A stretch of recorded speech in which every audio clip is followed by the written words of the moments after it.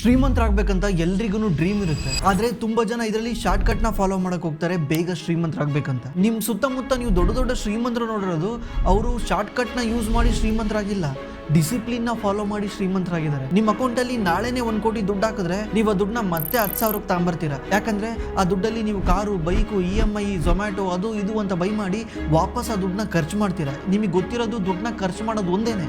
ದುಡ್ಡನ್ನ ಖರ್ಚು ಮಾಡೋದು ಗೊತ್ತಿರೋದ್ರಿಂದ ನಿಮ್ಮ ಕೈಲಿ ಎಷ್ಟು ದುಡ್ಡು ಬಂದರೂ ಕೂಡ ಆ ದುಡ್ಡನ್ನ ಖರ್ಚಾಗುತ್ತೆ. ನೀವೇನಾದ್ರು ಜೀವನದಲ್ಲಿ ದುಡ್ಡು ಮಾಡ್ಬೇಕಂದ್ರೆ ದುಡ್ಡನ್ನ ಸೇವ್ ಮಾಡೋದೆಂಗೆ, ದುಡ್ಡನ್ನ ಉಳಿಸೋದೆಂಗೆ ಅಂತ ಕಲಿಬೇಕು.